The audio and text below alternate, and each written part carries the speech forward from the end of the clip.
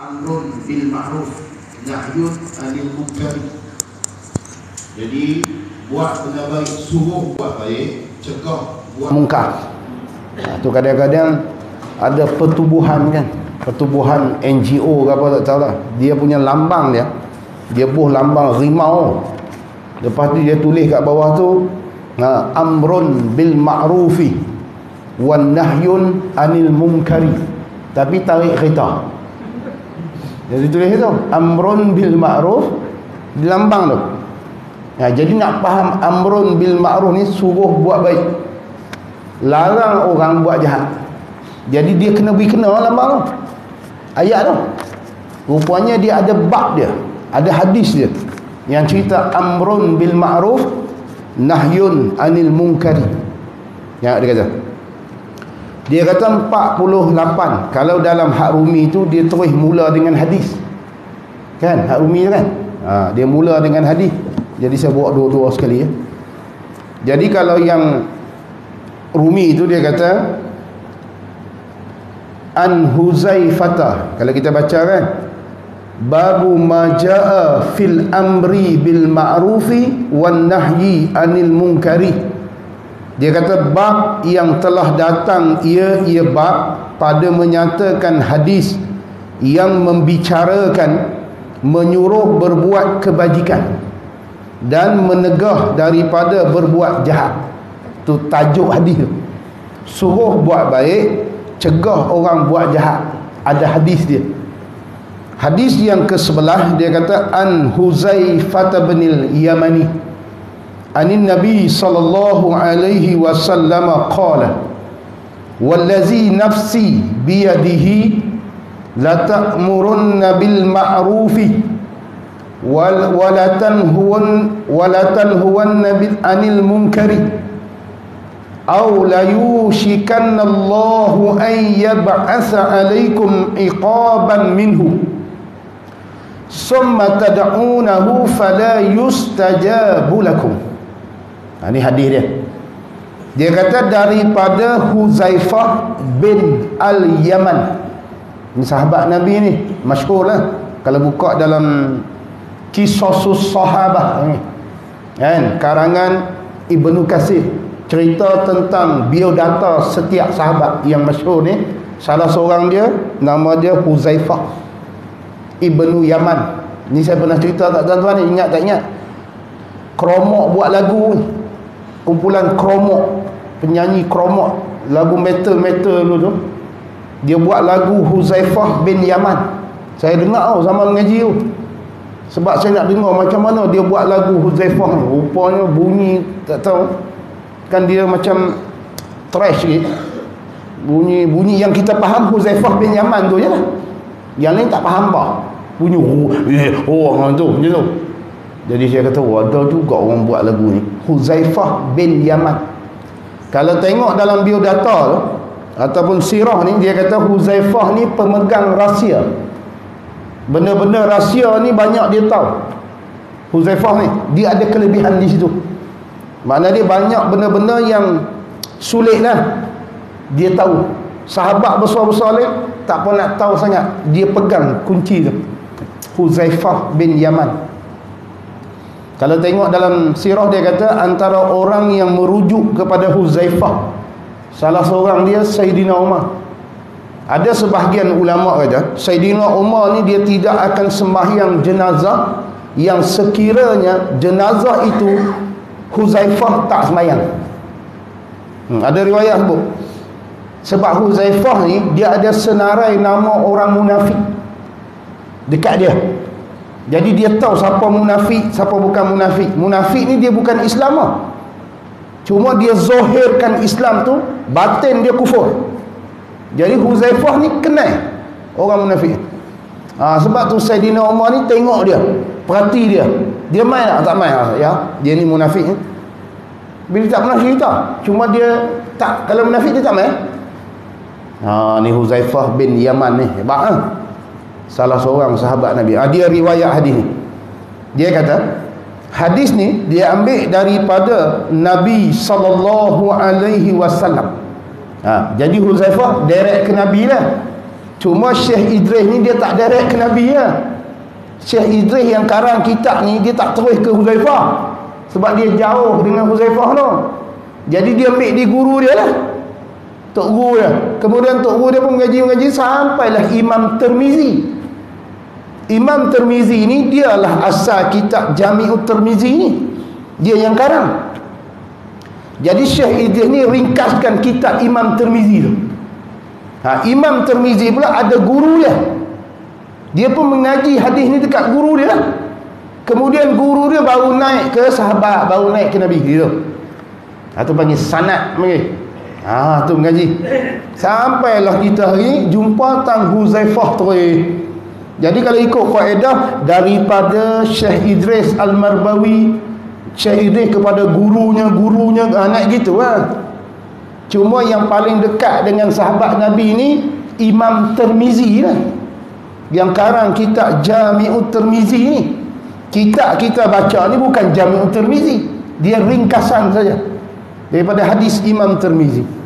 Dia kata Huzaifah ni direct terus ke Nabi.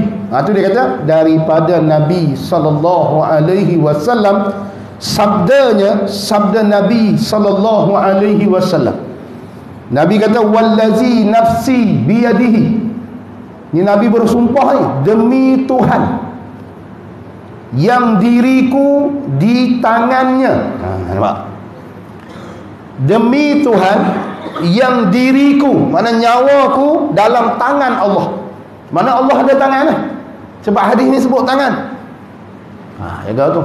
Jadi ada orang dia faham, dah kata tangan lah. Bolehkah kita buat macam tu? Kita pegang dia, Allah ada tangan. Berdasarkan hadis ni, Nabi sebut Allah ada tangan, kita pun pegang tangan? Tak boleh. Pegang tangan, jadi Allah ni seperti makhluk. Jadi nak buat macam mana? Bukan tangan. Habis serahkan pada Allah lah makna yang sebenar. Apa yang Allah Ta'ala kendaki sebenar tangan ni, serah pada Allah, tak payah bincang lah. Yang tu dipanggil salah. Itu betul. Tapi kena nafi tangan dulu. Tu kaedah dia. Zahir dia sebut tangan lah, terjemah yadun tu tangan. Tapi hakikat sebenar ni tangan sungguh ke? Tak tahu. Bukan tangan, serah pada Allah. Yang tu satu kaedah. Sebab tu jangan faham mudah gitu.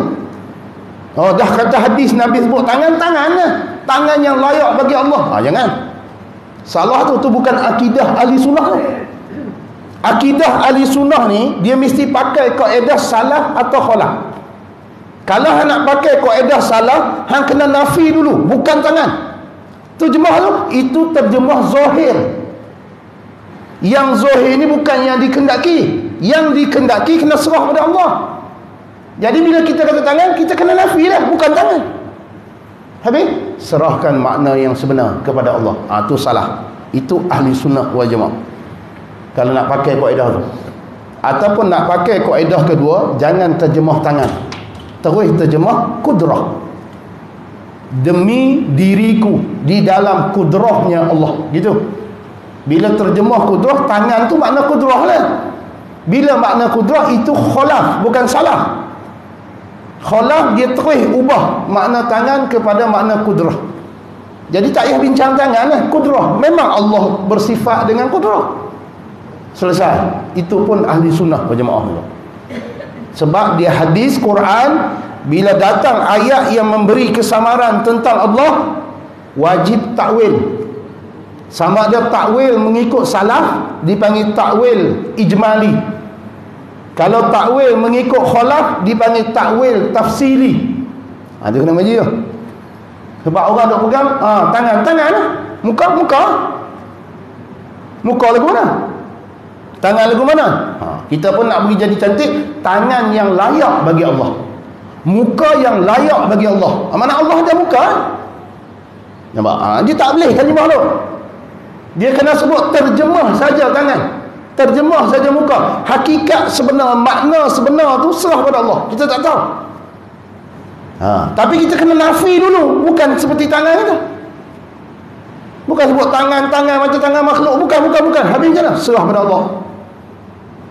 Lagu tu kaedah dia. Sebab tangan ni juzuk anggota. Muka ni juzuk anggota. Allah berjuzuk, mustahil. Allah laisa kamislihi syai'. Begitu. Tu kena faham gitu. Jadi Nabi bersumpah, demi Tuhan yang diriku di dalam kudratnya ataupun di dalam tangannya, demi menyuruh kamu. Asal dia kalau terjemuh tepat, lam tu makna sungguh, la ta'murunna, sungguh menyuruh sekalian kamu dengan berbuat baik, dan sungguh menegah kamu daripada kejahatan, atau demi ataupun sungguh hampir Allah bahawa menurun atas kamu dera daripadanya, daripada Allah, sebab tak suruh orang buat baik, tak larang orang buat jahat. Juga mulai. Jadi Nabi kata sungguh hampa ni kena suruh orang buat baik, sungguh ni hampa ni kena cegah orang buat jahat. Kalaulah dua perkara ni hampa tak buat, hampa tak suruh orang buat baik, hampa tak larang orang buat jahat, sungguh dera Allah akan turun. Nabi kata dera Allah ni makna azab akan turun. Asbab azab ni sebab tak suruh orang buat baik. Kena ajak orang buat baik. Bila tengok orang buat jahat, kena larang, kena cegah. Perkara-perkara yang menjadikan jahat ni jangan terlibat.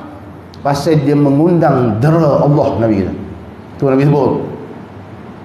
Kemudian bila turun bala ni, dah berlaku dah bala ni, Nabi kata, kemudian berdoa sekalian kamu akan dia, akan Allah, maka tiada dimustajabkan bagi kamu doa kamu. Tu hari ni doa pergi sembahyang hajat pun tak terangkat bala.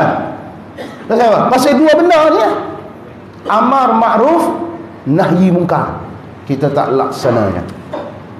Tu kena ada kumpulan yang melaksanakan amar makruf dan mencegah benda mungkar. Tu pejabat agama dia ada bahagian pungat kuasa tu.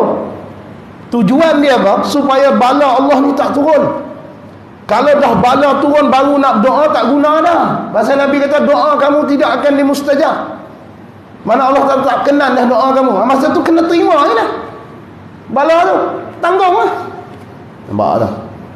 Tu orang duk suruh buat baik tu. Ini kita kata, jangan duk sibuk kain orang, jangan duk jaga tepi kain orang lah.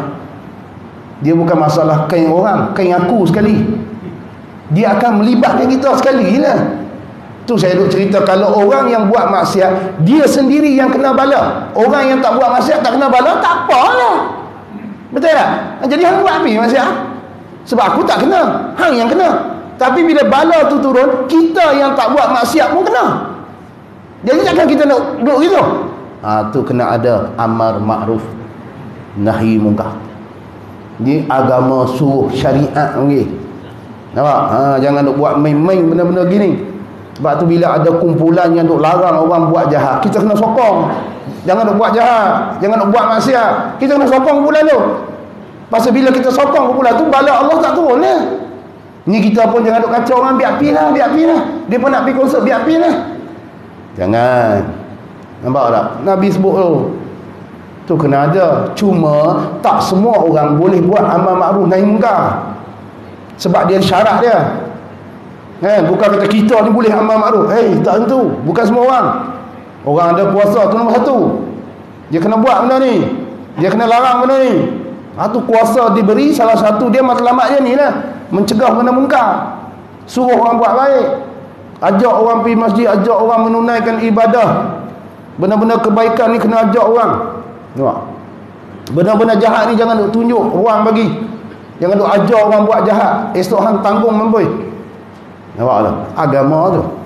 Tapi kita hari ni tak faham. Yang tak pergi ke dia tak kacau kita. Ni silap besar ni. Dia mengaji tak habis. Mengaji habis dia kenal lagu tu. Mesti ada benda tu, mesti berlaku. Pasal Nabi kata, bila dah sampai tahap doa kamu Allah Ta'ala tak terima, habis. Doa lagu mana pun Allah Ta'ala tak mustajab lah. Bermakna bala akan sentiasa turun sampai kita mati semua dalam bala. Cuma bangkit esok berbeza lah. Orang yang buat maksiat bangkit dengan maksiat, kumpulan maksiat. Kita ni orang yang tak buat maksiat, tapi kita dibala juga. Kita pun bangkit dalam keadaan orang yang tak buat maksiat. Itu je beza dia. Tapi masa bala tu turun, kena tak kita? Kena. Semua orang kena. Akan merasai. Tak ada golongan yang tak merasai, walaupun dia ahli yang soleh, baik sekali pun. Tu kena buat benda ni, amal ma'ruf ni. Nampak tak? Kemudian hadis ni kata musannaf hadis hasan. Martabat hadis ni hadis hasan.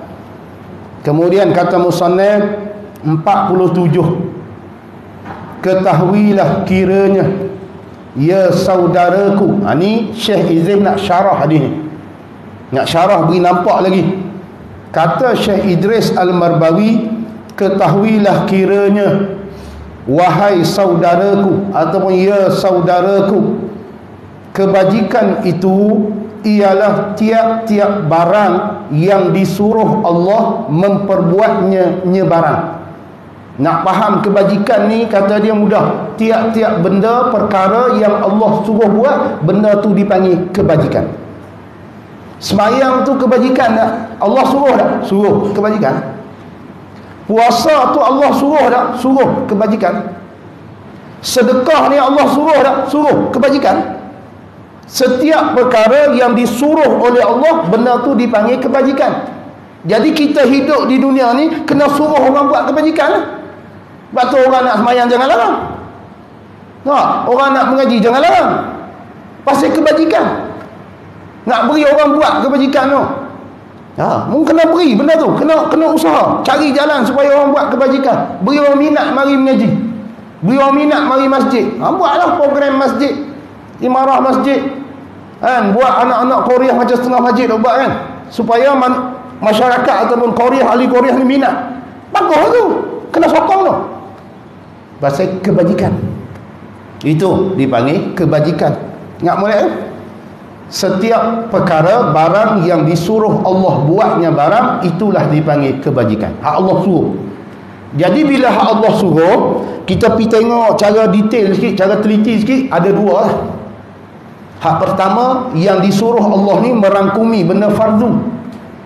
Itu yang pertama. Yang keduanya, benda yang disuruh Allah ni merangkumi benda sunat. Nampak tak? Hak fardu pun Allah suruh, hak sunat pun Allah suruh. Jadi dua-dua tu kebajikan. Sebab tu dia ada kebajikan fardu, kebajikan sunat. Jadi membuat, buat benda tu. Jadi kalau ada orang boleh buat benda sunat, bagus, sokong dia. Tak boleh buat, kita beri dia minat nak buat. Macam mana cara? Beri cerita kelebihan sembahyang sunat gini-gini, dia pun berasa nak buat. Bagus. Mengajak orang kepada kebajikan. Pasal Allah, gitu. Allah suruh. Nampak tak? Dan iaitu tiap-tiap barang yang disuruh Allah itu banyak sungguh benda yang Allah Ta'ala suruh ni. Kalau nak mengaji tengok tu, semayang sunat saja 500 lebih jenis semayang sunat. Nak buat kan tak mau buat ya. Benda fardu kita tahu dah, semayang 5 waktu. Tengok, semayang 5 waktu, setiap semayang 5 waktu ada sunat sebelum semayang fardu tu. Sunat qabliyah, sunat ba'diyah. Tentu pun berlumur lah. Jadi puasa pula ada puasa fardu, ada puasa sunat. Puasa sunat pun ada sunat yang berbilang minggu. Dia jadi sunat sebab minggu, berturut-turut ulang balik minggu tu, Isnin Khamis. Ada sunat puasa ni berulang bulan, berulang tahun. Nampak tak? Setiap bulan 3 hari tu dia ada ulang bulan sunat tu. Jadi benda tu banyak. Nak buat dengan tak mau buat saja. Kalau nak cerita bab kebajikan ni banyak sungguh. Lagi banyak kita boleh buat kebajikan, lagi lebih kita di sisi Allah daripada orang lain. Benda kebajikan. Macam kita dah sebut, kalau kita boleh semayang fardu, orang lain pun boleh semayang fardu, sama lah. Tapi bila mari kita semayang sunat, orang lain tak boleh buat, kita boleh buat. Kita lebih di sisi Allah. Sebab kebajikan tu disuruh, dan kita boleh tambah kebajikan. Nampak tu? Tu dia sebut banyak. Nampak? Nak buat dengan tak mau buat. Ni orang tanya, yang tak semayang sunat kan? Benda sunat. Memang. Kata, tak semayang sunat kan? Tak puasa sunat kan? Sunat ni buat dapat pahala. Tak buat tak masuk neraka. Tak payah buat terus. Jadi orang cerita benda tu disuruh lah. Disuruh, cuma suruh dia tak sampai tahap wajib. Suruh dia diberi pahala. Jadi kalau mu ni orang berpegang agama, mu akan buatlah benda tu sekadar kemampuan hang. Bukan kata nak paksa macam sembahyang fardu, sembahyang fardu kena paksa diri, kena sembahyang. Tak sembahyang masuk neraka. Yang ni hang tak sembahyang sunat sebelum subuh, kan? Sunat sebelum zuhur, tak masuk neraka. Tapi kelebihan tu dicapai oleh orang yang buatlah. Kita tak buat, kita tak dapat. Tapi kita nak buat pasal benda tu disuruh. Tu kebajikan lagi. Nampak tak? Dan ialah yang dimasyhurkan orang dengan taat. Jadi benda kebajikan ni banyak. Cuma setengah orang dia masyhurkan benda ni, dia sebut taat. Taat tu benda baik lah. Oh, dia tengah buat taat tu. Mana kebajikan lah tu. Cuma setengah orang dia masyhurkan kebajikan tu dengan kalimah taat. Dia melakukan perkara yang taat. Mana benda baik lah tu. Nampak? Itu dia sebut. Dan tiap-tiap yang dilarang oleh Allah, akan tiap-tiap barang itu ialah maksiat. Setiap benda, perkara yang dilarang oleh Allah, perkara itu dipanggil maksiat. Tadi setiap barang yang disuruh Allah, barang itu dipanggil kebajikan ataupun taat. Dan setiap perkara, barang yang dilarang Allah, barang itu dipanggil maksiat. Mudah kan? Maksiat tu apa? Benda yang Allah Ta'ala larang, jangan buat. Itu maksiat. Nampak? Benda yang Allah Ta'ala suruh buat, itu kebajikan. Cara nak faham.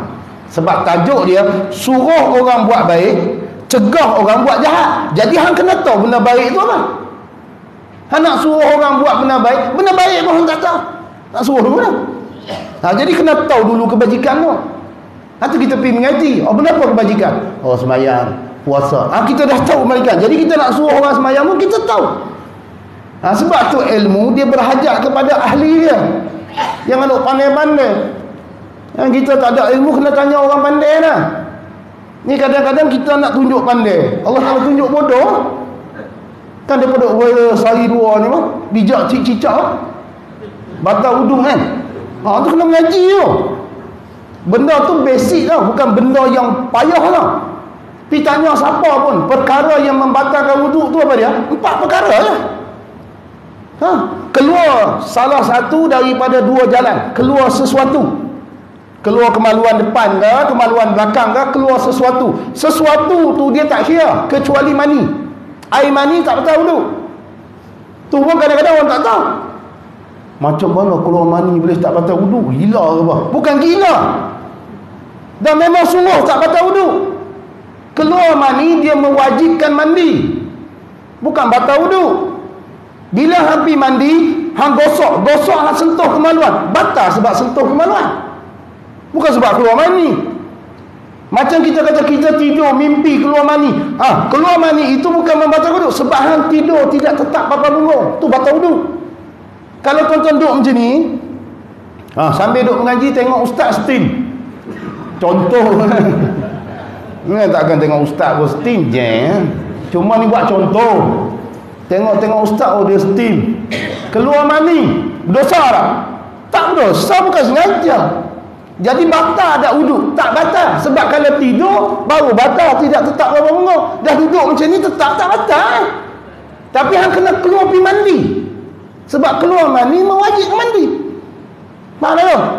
Bila keluar mani, mewajibkan mandi. Wudu tak batal. Lain pada mani, batal. Berak keluar cicak, batal. Jijak si cicak tak batal. Berak keluar cicak, batal. Jarang berlaku. Kencing keluar buah timun, batal. Kencing keluar tertarik, batal. Dia mani saja tak batal. Lain pada mani batal, walaupun jarang berlaku. Benda yang jarang berlaku, mana ada orang kencing keluar sirap, tapi kalau dia minum sirap banyak keluar, batal. Sebab dia bukan mani. Lepas tu berak, tu keluar salah satu daripada 2 jalan, perkara membatalkan wudu. Yang keduanya bersentuh kulit lelaki dan perempuan yang boleh menikah. Kita boleh menikah dengan perempuan tu, kita sentuh dia. Sentuh dia bertemu kulit lelaki perempuan, batal lah. Perkara kedua. Perkara yang ketiga batal wuduk, tidur ataupun hilang akal, pitam. Hilang akal tu batal lah wuduk dengan sebab tidur. Hilang akal dengan sebab pitam ataupun pengsan. Batal, hilang akal. Kemudian yang keempat, batal wuduk sentuh kemaluan. Sentuh pula, sentuh dengan perut anak jari. Kalau kita sentuh kepik lagu tu, dia tak batal. Sebab tepi ni orang tak panggil perut anak jari. Perut anak jari ni perut anak jari, ni perut tapak tangan. Mu sentuh lagu tu. Macam tu. Sentuh kok ni panggil belakang. Belakang tak batal. Faham tak? Walaupun mu sentuh tak berlapik. Sentuh ke ni? Tak batal. Kepik lagu, tak batal. Kena mengaji dulu. Ni basic pun tak tahu. Jangan luar keluar macam ni lah. Setiap benda kebajikan hang kena tahu dulu. Bila hang tahu, baru cerita ni hang kena buat benda ni. Benda ni benda bagus. Hang tahu tak benda ni bagus? Kena cerita kat dia dulu kebajikan tu. Lepas tu hang nak larang dia jangan buat jahat, hang kena cerita benda jahat tu. Tu ilmu. Tu dia abang tu. Setiap benda kebajikan ialah benda yang Allah suruh buat. Setiap benda maksiat ni benda yang Allah larang buat. Tu maksiat. Banyaklah. Kita pun sebut satu-satu. Benda kebajikan tu sembahyang, benda kebajikan tu puasa. Pasal semua tu Allah suruh. Benda maksiat ni yang Allah larang, judi, zina, kita kena sebut lah benda tu. Baru orang tak buat. Ni apa dia benda kebajikan? Aku pun tak tahu. Nak suruh lagu mana? Hang pun tak tahu. Nampak tu kaedah agama. Sebab tu kena tanya ahli. Orang yang pakar bidang tu. Hang jangan duk pandai-pandai. Ni kadang-kadang duk pandai-pandai silap. Malulah. Kena tanya, betul ke saya cakap cicak-cicak tu batal wuduk? Tak betul. Cicak-cicak tak batal wuduk. Yang batal wuduk cicak-cicak ni sambil kentut. Dia pijak sambil dia kentut, batal. Kalau cicak saja tak batal, pergi basuh lah dia lagi. Basuh. Lepas tu mayang balik, tak payah ambil wuduk. Tu baru betul. Sebab dia bukan termasuk dalam 4 perkara tadi membatalkan wuduk. Dia tak masuk dalam tu. Dia tak masuk tu, tak membatalkan wuduk dah. Nampak? Tu. Nak sebut kata ilmu tu. Kena mengaji. Dia bukan duk boleh main tembak lagu tu. Tak boleh. Dia kena mengaji, kena berguru. Dia macam ni mu nak suruh orang buat baik, mu kena tahu benda baik tu apa. Mu nak suruh orang tinggal benda maksiat ni, mu kena tahu benda maksiat tu apa. Tu dia kata tu. Nampak? Tiap-tiap yang dilarang oleh Allah akan dia, itu ialah maksiat. Apa sahaja yang Allah larang jangan buat, benda tu dipanggil maksiat. Dan ialah jua perkara jahat dan mungkar. Bila benda Allah larang ni boleh jadi benda ni mungkar, boleh jadi benda ni jahat. Pasal dilarang oleh agama. Jadi kita ni orang beragama, bila beragama benda dilarang agama kita tolak terus lah. Sebab kita orang ada agama. Duk tulis apa di situ agama. Kalau kita duk buat benda yang dilarang tu kita duk buat, kita ni tak ada agama. Sebab agama orang yang pegang tu tak buat benda haram, buat benda yang disuruh. Tu kena faham tu. Tu panggil agama. Kena letak di atas tu baru betul. Nampak? Tiadalah lebih besar manfaatnya dan tiada yang lebih baik maslahah kebaikan daripada menyuruh orang-orang mengerjakan yang disuruh Allah. Tak ada dah benda yang lebih manfaat dia. Tak ada dah benda yang sangat besar kebajikan dia, melainkan kita suruh orang buat baik, suruh ajak orang buat kebaikan. Walaupun kebaikan itu kecil pada pandangan setengah manusia. Ingat, benda kecil di pandangan manusia belum tentu kecil di pandangan Allah. Mungkin benda tu besar, Allah Ta'ala tengok. Janji kebajikan, abang tu kena ajak orang. Kita nak main masjid, kita lalu depan rumah kawan kita, jiran kita, dia kata jom masjid, ada kuliah malam ni. Kita ajak orang. Dia main tak main tu masalah lain. Faham tak tu? Kita ajak dia. Dia kata hampir dulu dah, aku tak sampai seru lagi. Kita pun tanya, seru apa? Malaikat mau? Dia kata aku ajak. Bukan malaikat mau, dia kata hidayah belum sampai lagi. Tapi kita dapat tak pahala ajak orang buat baik? Dapat lah. Dia tak main, dia tak ajak lah. Kita dapatkan ajak dah. Jadi kalau dosa kita tak ajak, kita dah lucu. Kita dah ajak kan? Kita dah cerita kat dia. Macam hari ni lah, orang tak main mengaji, kita dah WhatsApp kat dia dah. Hari ni ada kuliah sekian-sekian, kita dah hantar semua dah anak di Korea. Maknanya tanggungjawab kita selesai, dah cerita benda baik tu. Dia main tak main bukan kerja kita dah usaha dah tu. Nampak? Tu kebajikan. Bukan tarik dia main. Abang kat dia, jom kita pergi masjid, ada kuliah malam ni. Kan? Kalau hang main malam ni, depa jamu makan free tu. Dia main. Pandai-pandai hang lah tu. Tiba-tiba dia main-main kata, mana makan free? Kita kata tak tahu. Aku ada cakap macam tu. Ada dia kata. Bohong tu. Bohong untuk tarik orang buat kebaikan, setengah ulama kata boleh. Boleh. Bohong yang dibenarkan. Pasal nak suruh dia main kan. Kalau habak kata ada kuliah tak ada makan, dia tak main. Dia kata ada makan. Dia buat kambing panggang. Dia kata mana kambing panggang tak nampak. Dia makan petang tadi. Dia kata haram tu hang ni. Tak apa, kita nak buat lagu mana, kita nak ajak dia kan. Tapi setengah orang kata boleh ke bohong? Bohong untuk orang buat kebajikan tu, setengah ulama mengharuskan. Tak panggil bohong lah, dibenarkan. Kalau tak cerita lagu tu, dia tak main. Boleh kan? Kata nak beramal boleh kan? Jom di masjid. Ada apa? Dia pun bagi duit beri sampo. Satu semayang RM5. Dia pun main. Lalu dia tengok, mana sampo? Orang nak beri sampo tu demam. Dia kata haram tu hang. Boleh kan nak try kan? Pasal apa? Nak tarik orang main buat kebajikan. Asal dia yang tu. Ajak orang buat baik. Tu kita cerita tadi tu. Tunjuk kat orang ni, jom. Dia main tak main tu masalah lain. Dapat pahala kita. Nampak kan? Yakni kebajikan. Apa sahaja dia kata tiada yang lebih besar manfaatnya, faedahnya, dan tiada yang lebih baik maslahah. Maslahah ni makna kebaikannya daripada menyuruh orang mengerjakan yang disuruh Allah. Sebab tu orang yang duk ajak orang, suruh orang buat baik ni pahala dia besar. Kalau ajak orang nak buat tak buat masalah, dia ajak orang, cerita orang, tarik orang, pahala besar, manfaat paling besar di dunia. Sebab tu tengok antara orang yang dapat pahala besar ni ulama. Yang duk cerita benda ni kebaikan, kita duk buat dengan sebab dia cerita, sampai kiamat dia boleh pahala tu. Sebab tu dalam hadis Nabi kata, bila mati anak Adam, semua benda tak boleh pakai lah, kecuali 3 benda. Salah satu daripada 3 benda, ilmu yang diambil manfaat. Kita dulu tak tahu hukum tak semayang ni, berdosa besar masuk neraka. Bila dengar ustaz tu cerita dosa gini-gini, kita pun tak tinggal dah semayang. Kita dapat dah manfaat dah.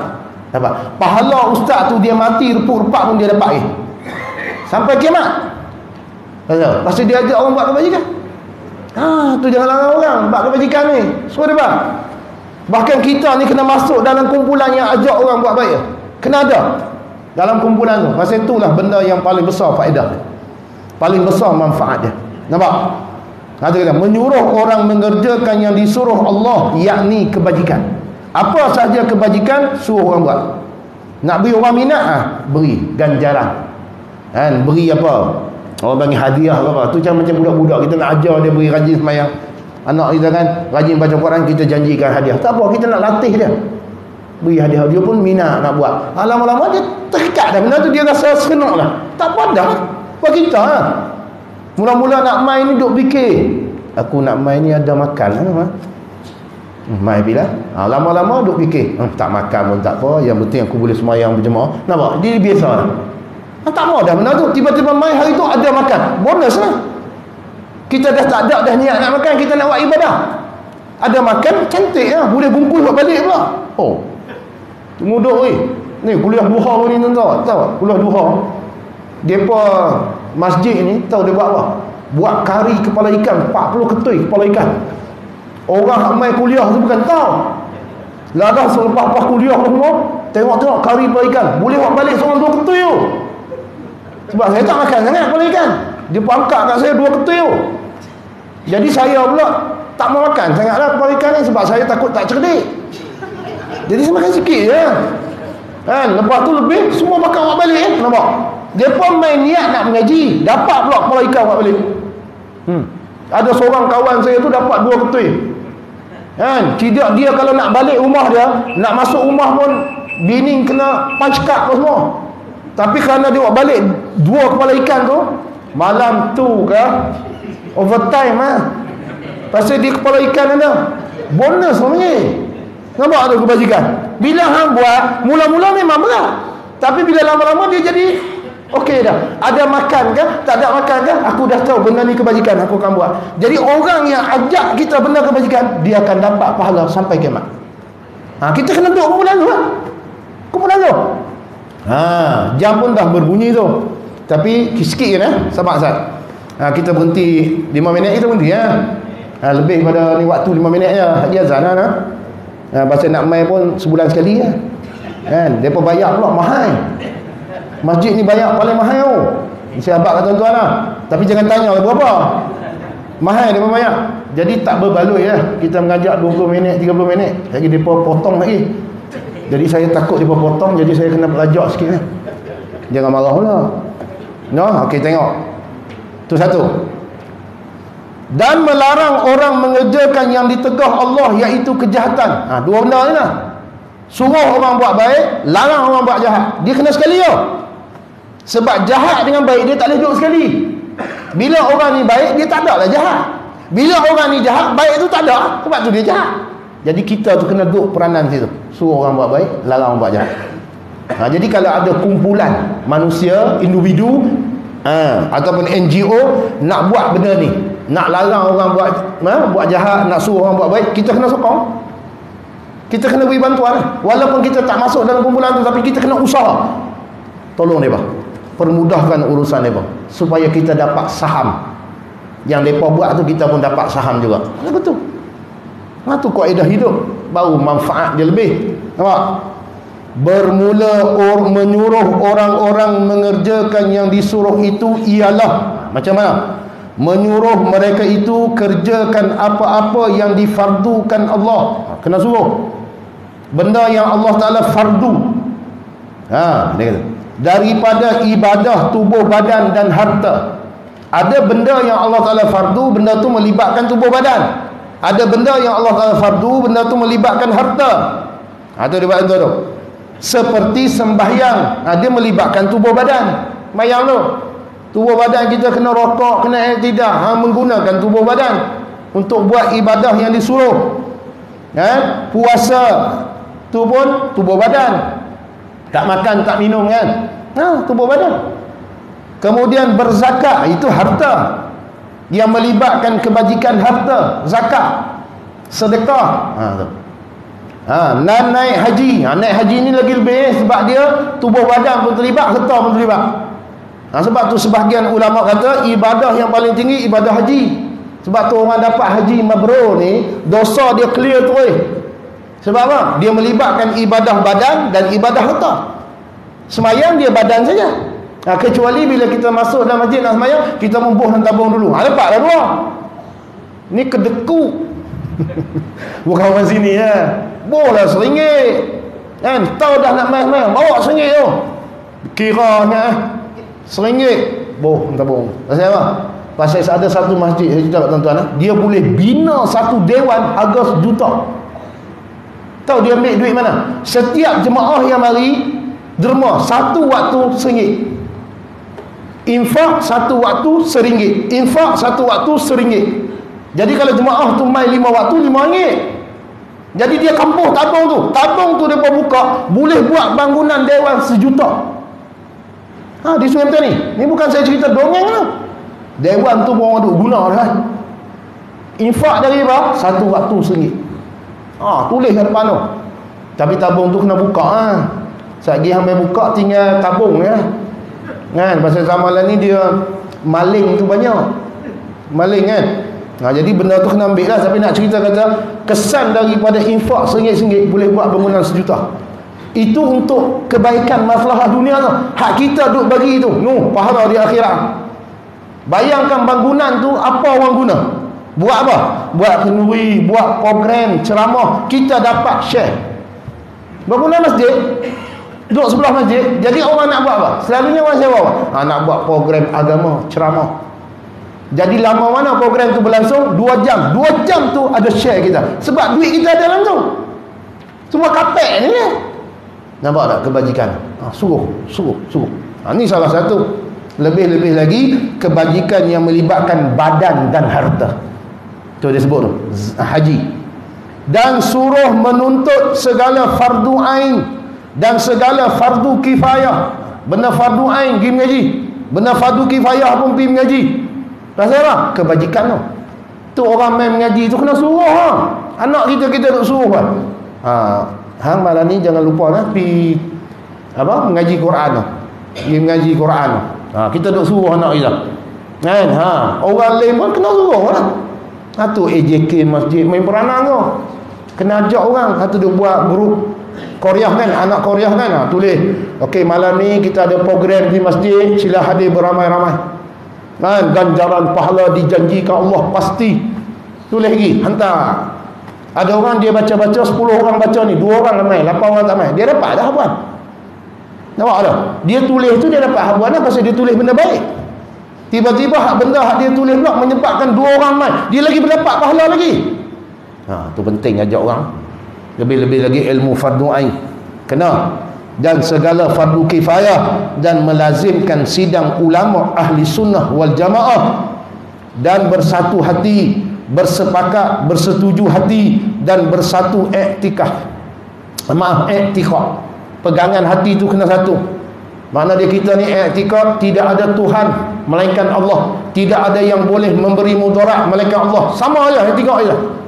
Kena ajak orang lagu tu. Tu soft tu kena buat berapak-rapak. Yang orang-orang sangat pasal nak beri satu hati ni. Tu kaedah je. Ni kadang-kadang duk rapat-rapat, kawan tu sentuh kaki kita geli kan, lari kaki sikit. Geli duk belakang lah weh. Dia soft ni kena rapak. Tunggu, jangan ada renang tu. Bau manusia Islam ni bersatu. Ni kita ni sebab tu tengok pecah belah. Sebab soft kita rengang. Ini hikmah. Sebab tu Nabi suruh belaga bau. Kan, semua ni belaga. Tak ada ruang iblis nak masuk. Ini iblis duk kacau. Kita pun tengok Allah, dia ni baju tak basuh berapa lama. Nampak? Masa renggang dia. Sampai baju dia tak basuh pun hantam. Tengah semayang lah. Nampak? Tu sampai tahap tu. Tu jadi kita tengok pecah belah orang Islam. Padahal Islam ni satu, tapi berlaku pecah belah. Pasal apa? Tak ada orang nak ajak orang bersatu. Mengaji akidah biar betul. Duduk dalam majlis-majlis orang-orang alim supaya hati kita jadi satu, seperti mana ahli syurga esok semua hati mereka satu ya. Sebab tu tak berlaku dah pecah belah dalam syurga, dengki tak ada, pasal hati mereka satu. Walaupun mereka ramai, hati mereka seperti satu hati yang satu. Jadi tak berlaku gaduh apa. Kita mau lagu tu lah. Masyarakat ni pakat molek kan, tolong menolong, tolak ansur semua ada. Cantik. Nampak tu?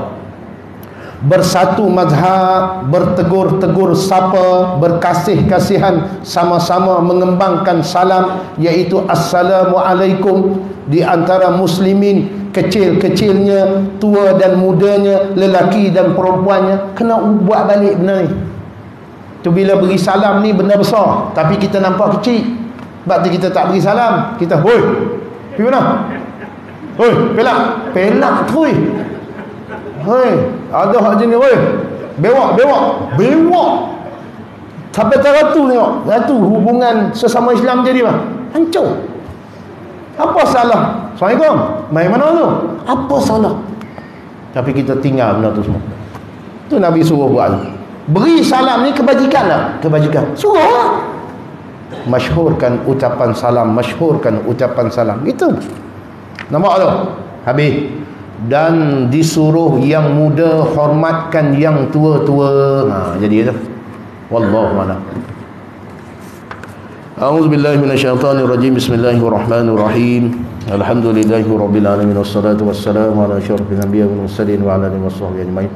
Allahumma ta'ala naftarfina wa rizqna rubi faman nabiyyin wa hifzal mursalin wa ilham. Wa sallallahu ala sayyidina Muhammadin walhamdulillahi rabbil alamin.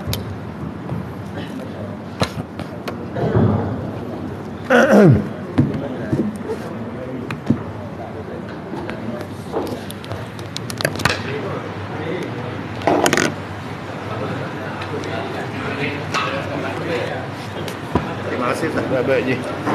Mana?